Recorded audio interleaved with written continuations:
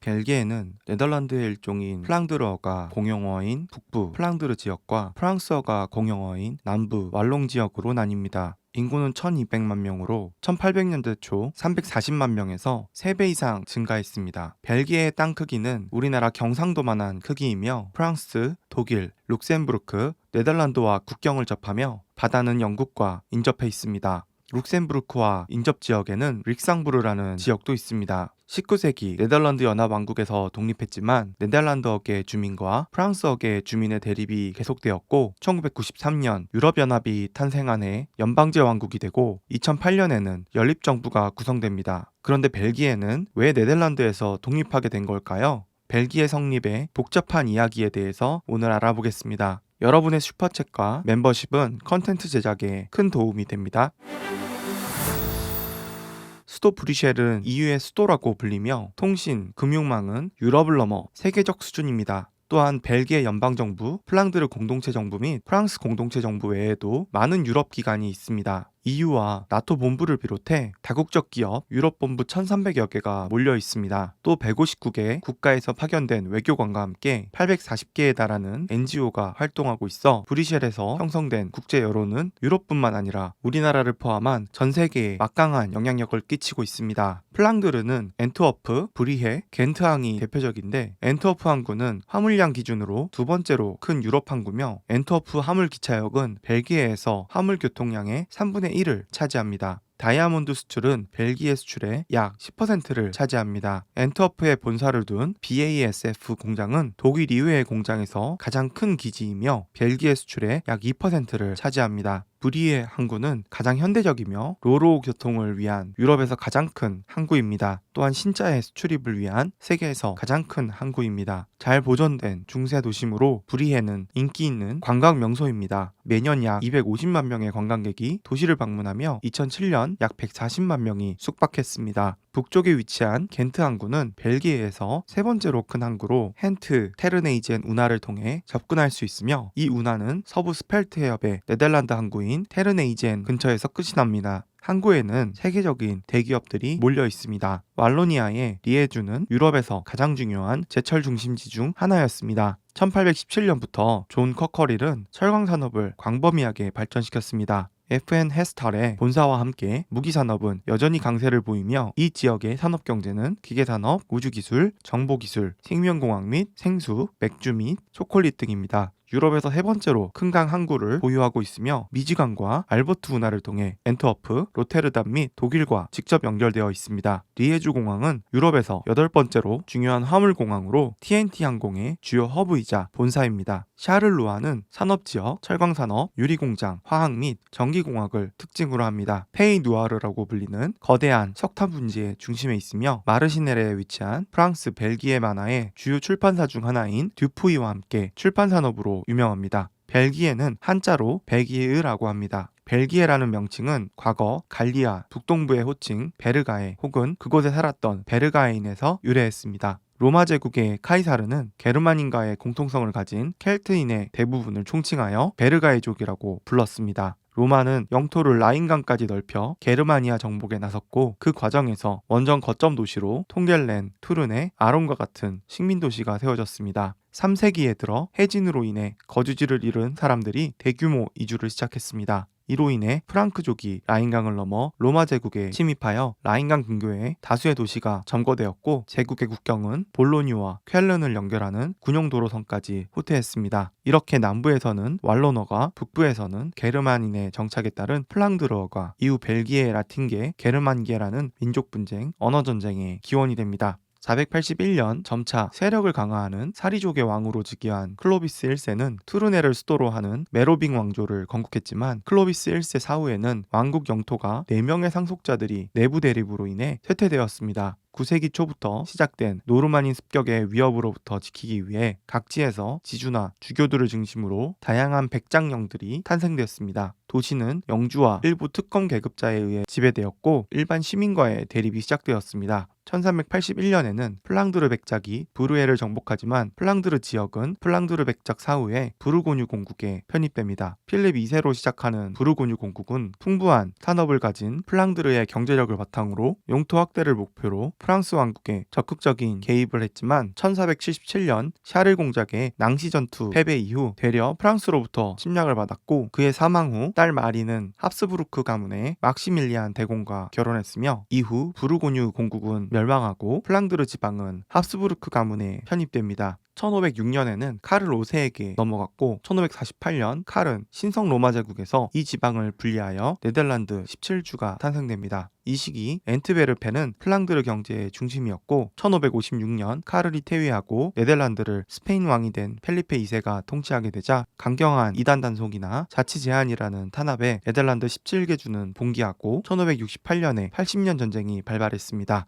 그러나 북부의 칼뱅파와 남부의 카톨릭과의 대립으로 네덜란드는 붕괴되고 북부 여러 주는 위트레흐트 동맹을 맺고 독립의 자세를 분명하게 했고, 남부 두 주는 아라스 동맹을 맺고 스페인에 치우친 자세를 보여 이곳을 거점으로 진격한 스페인군이 남부 10주의 지배를 굳히고 네덜란드는 남북으로 분리되었습니다. 1648년 최종적으로 북부 7부는 베스트팔렌 조약에 의해 네덜란드 연방공화국으로 정식으로 독립했고, 남부 여러 주는 스페인령 남네덜란드로서 스페인의 지배하에 머물렀습니다. 1714년 스페인 합스부르크 왕조의 단절로 인해 스페인 계승 전쟁의 결과 라슈타트 조약으로 스페인령 남네덜란드는 오스트리아에 할양되었고 오스트리아령 네덜란드가 성립합니다. 1740년 오스트리아 계승전쟁에서는 프랑스가 다시 벨기에를 점령했지만 아헨의 화약에 따라 마리아 테레지아에게 반환되었습니다. 1789년 합스부르크 로트링겐 가문의 지배에 대해 브라반트 혁명이 일어났고 1790년 독립국가인 벨기에 합중국이 건국되지만 단기간에 멸망했습니다. 장군 주르덴과 공안위원 카르노는 벨기에 전선에서 1793년 로베스피에르의 공포정치 중 오스트리아 군대를 섬멸했고, 그 후 프랑스군은 남네덜란드를 점령했고 1795년에는 프랑스에 합병되었습니다.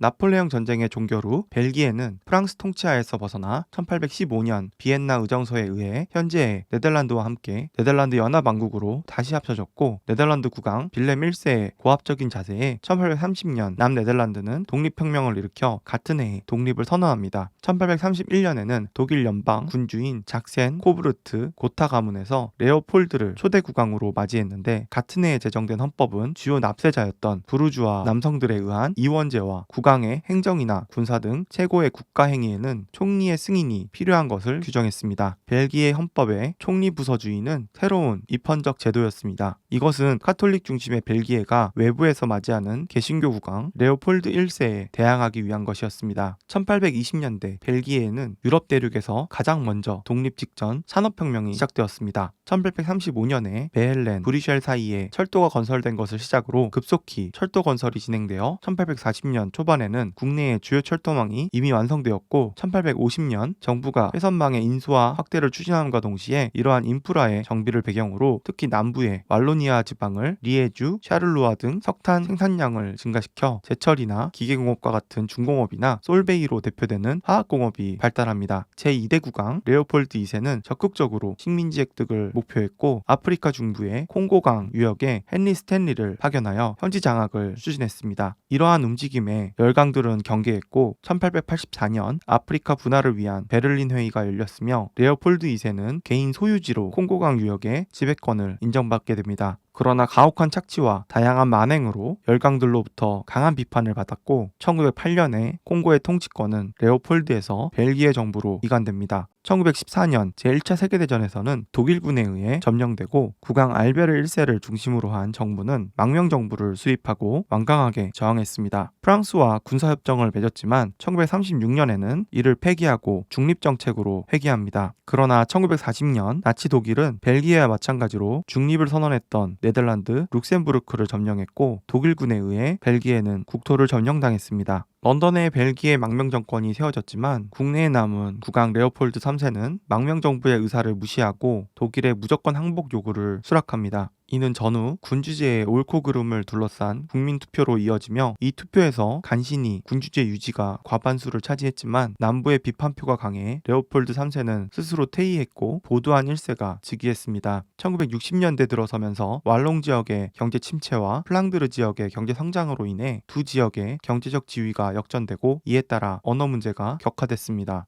이를 해결하기 위해 벨기에 정부는 분권화를 추진하고 1963년 언어 경계선이 확정되어 1970년에 3개 언어 공동체와 1980년 브뤼셀을 제외한 2개 지역에 정부가 설치되어 1988년 브뤼셀 지역 정부를 설치한 후 1999년에는 정식으로 연방국가를 선언했습니다. 하원 의석수는 150석으로 비례대표로만 선출됩니다. 남한은 직접 선거와 비례대표 혼합식이죠. 국가 원수인 국왕은 입법권을 연방의회와 함께 행사하고 행정집행권을 헌법에 따라 행사합니다. 1990년에 낙태가 합법화될 때 당시 국왕 보두안 1세는 자신의 신념에 따라 낙태 법안에 서명에 거부했고 일시적으로 국왕을 통치 불능 상태로 내각이 대행함으로써 입헌군주제의 원칙을 지키라는 사건도 있었습니다. 2010년 6월에 치러진 총선에서는 12개 정당이 의석을 획득했고 북부의 플랑드르어권과 남부의 프랑스어권의 대립으로 연립정권이 1년 반 동안 존재하지 않는 상태도 있어 세계 최장의 기록도 가지고 있습니다. 2014년 브뤼셀은 세계 도시 랭킹에서 세계 11위의 도시로 평가됐습니다. 현재 병력은 약 4만 명이고 예비군은 약 10만 명이지만 벨기에에 주둔하고 있는 미군과 뉴클리어 쉐어링을 하고 있어 해구산 핵 억지력을 가지고 있습니다. 2013년 벨기에 GDP는 약 5천억 달러로 현재 6,500억 달러인 스웨덴이나 아르헨티나보다 높고 대만보다는 적습니다. 같은 해 1인당 GDP는 4만 5천 불이었으며 현재는 5만 불이며 GNI는 약 4만 2천 달러로 영국에 이어 세계 18위입니다.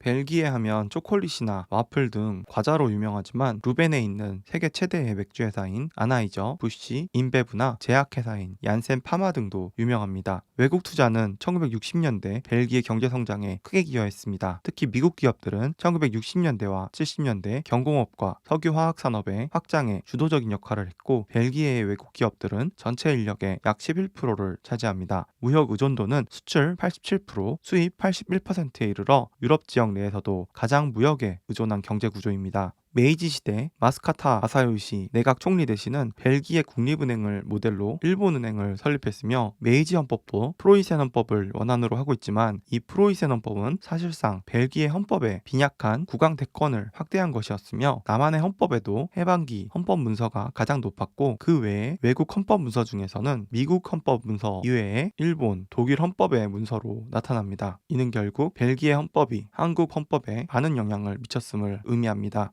벨기에의 경제는 국가의 중심 지리적 위치를 활용했으며 잘 발달된 운송 네트워크와 다양한 산업 및 상업 기반을 가지고 있습니다. 벨기에는 19세기 초 산업혁명에 참여한 최초의 유럽 국가였습니다. 그 이후로 그 산업을 이웃 산업과 통합하기 위해 항구, 운하, 철도 및 고속도로로 구성된 고도로 발달된 교통 인프라를 개발했습니다. 천연자원이 거의 없지만 서비스업으로 벨기에 경제를 세계적으로 성장시키며 열악한 조건과 역사에서 벨기에가 어떻게 현재 선진국 대열에 오르게 되었는지 생각해보면 우리나라와 굉장히 비슷한 공통점이 많은 것을 알 수 있습니다. 오늘도 끝까지 시청해주셔서 감사드리며 구독과 좋아요 부탁드립니다. 그리고 여러분의 슈퍼챗과 멤버십은 컨텐츠 제작에 큰 도움이 됩니다. 그럼 저는 다음 영상에서 찾아뵙겠습니다. 시청해주셔서 감사합니다.